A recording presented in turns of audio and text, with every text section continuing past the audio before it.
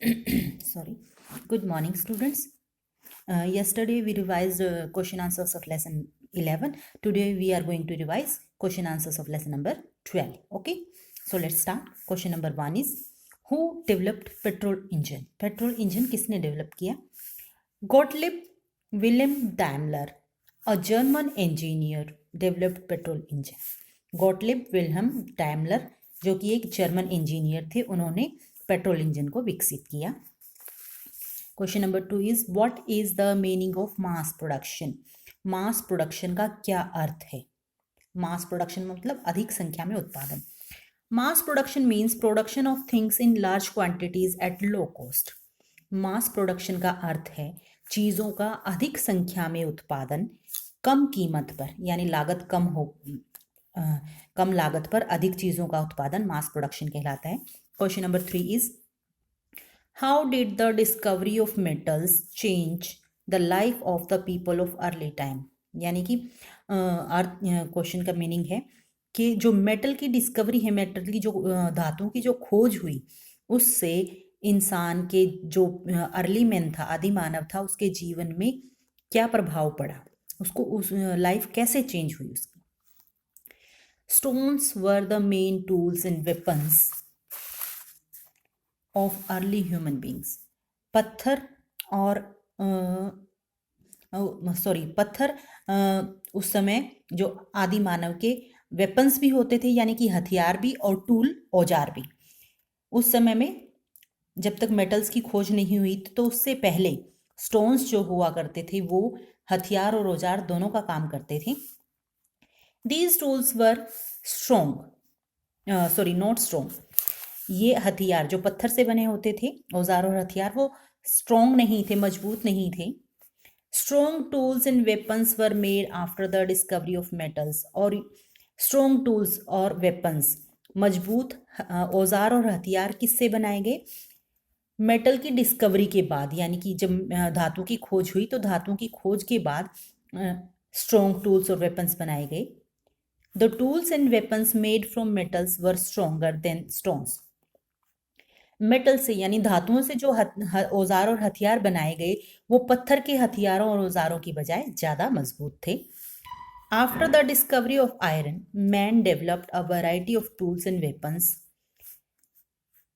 Metal iron की खोज के बाद, आयरन यानी लोहा, लोहा नाम की जो धातु है, उसकी खोज के बाद इंसान ने बहुत सारे प्रकार के औजार और हथियार बनाए, such as axes, ploughs, sickles, shovels and spears. क्या क्या बनाया उसने? एक्सेस यानी कुल्हाड़ी, प्लो हल, सिकल्स दरातियाँ, शॉवल बेलचा एंड स्पीयर्स भाले. ये उसने लोहे से हथियार बनाए इंसान ने, आदिमानव ने. Now early man could cut the trees, till the land and kill animals easily. अब जो आदि मानव था वो क्या क्या कर सकता था? पेड़ों को आसानी से काट सकता था क्योंकि अब उसके पास कुल्हाड़ी थी. टिल द लैंड, जमीन को उसकी जुताई कर सकता था, खुदाई कर सकता था. एंड किल एनिमल्स इजीली, और पशुओं को आसानी से मार सकता था. He developed many skills and occupations. इसके बाद डिस्कवरी ऑफ आयरन के बाद, यानी लोहे की खोज के बाद, इंसान ने बहुत सारे ऑक्यूपेशंस भी अपना लिए, बहुत सारी चीज़ों में निपुणता हासिल कर ली. Now he could work as farmer. अब इंसान फार्मर के रूप में, किसान के रूप में, क्योंकि उसके पास औजार और हथियार थे. ब्लैक स्मिथ यानी लोहार के रूप में भी काम कर सकता था, क्योंकि औजार बनने लगे थे तो वो लोहार बनाते थे. कारपेंटर बढ़ाई का काम भी करने लगे. हंटर शिकारी, एंड पोटर एटसेट्रा, और पोटर कुम्हार. दस the life of the people of early times changed after the discovery of metals. और इस प्रकार से मेटल्स की खोज के बाद इंसान का जीवन जो है वो बदल गया था. जो आदि मानव का जीवन है वो बहुत ज़्यादा बदल गया था. Question number 4 is, who discovered electricity and how? बिजली की खोज किसने की थी और कैसे की थी? An American scientist Benjamin Franklin discovered electricity. एक अमेरिकन साइंटिस्ट थे बेंजामिन फ्रैंकलिन, उन्होंने बिजली की खोज की. A man in the Netherlands developed a toy called Leyden jar. Netherland में एक व्यक्ति थे, उन्होंने एक खिलौना बनाया था जिसको लेडन जार कहा जाता था. It had to wires. इस खिलौने में 2 तार होती थी. One in the glass and others outside it. एक ग्लास यानी कि शीशे का खिलौना था ये, और उनमें से एक तार शीशे के बाहर थी और दूसरी तार शीशे के उस बोतल के अंदर थी। When these wires were joined, जब इन दोनों तारों को जोड़ा जाता था, दे प्रोड्यूस स्पार्क्स, तो इन दोनों तारों से क्या निकलता था? चिंगारी निकलती थी। Benjamin Franklin heard about this toy, Benjamin Franklin ने इस खिलौने के बारे में सुना। He thought that lightning in the sky and sparks produced by the leaden jar were similar. जब इन्होंने इस खिलौने के बारे में सोचा तो वो उन्होंने अंदाज़ा लगाया कि जो आसमान में जो बिजली चमकती है और जो इस लेडन जार से जो स्पार्किंग होती है वो दोनों लगभग सेम हैं। He proved it through an experiment, और उन्होंने इसको एक एक्सपेरिमेंट के द्वारा, एक प्रयोग के द्वारा इसको प्रूव किया। He flew a kite tied to a thread on a cloudy day when lightning and thunder occurred in the sky. उन्होंने एक पतंग उड़ाया और उसके साथ एक क्या बांध दिया? सिल्क का थ्रेड, सिल्क का धागा बांधा। और ये उन्होंने पतंग कब उड़ाया? जब आसमान में बादल थे और आसमान में बिजली चमक रही थी और थंडर, जो बिजली चमक रही थी और लाइटनिंग हो रही थी, गरज रहे थे बादल। He attached a piece of wire to the kite, और उन्होंने काइट के साथ एक लंबी तार बांधी थी। And piece of metal at the end of the thread, और जो उन्होंने धागा बांधा था पतंग के साथ, उसके लास्ट एंड पे उन्होंने एक मेटल का टुकड़ा बांध दिया। When there was lighting in the sky, he touched the metal piece and received a shock. जब आसमान में बादल गरज रहे थे और जब बिजली चमकी तो उन्होंने इस मेटल के टुकड़े को, जो धागे के साथ बंधा हुआ था, उस मेटल के टुकड़े को उन्होंने छू कर देखा तो उनको जोर का एक झटका लगा। This led to the discovery of electricity, और इस प्रकार से बिजली की खोज हुई। Why are scientists searching for new sources of energy?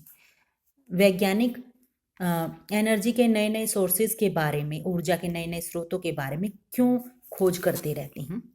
The present sources of energy are non-renewable and they also pollute our environment. Energy के जो प्रेजेंट सोर्सेज हैं वो नॉन रिन्यूएबल हैं, यानी इनको रिन्यू नहीं किया जा सकता, दोबारा नहीं बनाया जा सकता, और ये हमारे एनवायरनमेंट को प्रदूषित भी करते हैं। Scientist are searching for renewable sources of energy and these will not pollute our environment. वैज्ञानिक नए नए सोर्सेज के बारे में, नए नए स्रोतों के बारे में इसलिए खोज कर रहे हैं क्योंकि जो सोर्सेज वैज्ञानिक अब ढूंढ रहे हैं वो सोर्सेज कैसे होंगे? रिन्यूएबल सोर्सेज होंगे, जिनको दोबारा बनाया जा सकता है और ये हमारे पर्यावरण को भी प्रदूषित नहीं करेंगे। The names of some such sources of energy are wind, water and sun, और इस प्रकार के कुछ एनर्जी के स्रोतों के नाम हैं हवा, पानी और सूर्य की रोशनी। Now extra questions. Who invented steam engine and when? Steam engine का आविष्कार किसने और कब किया?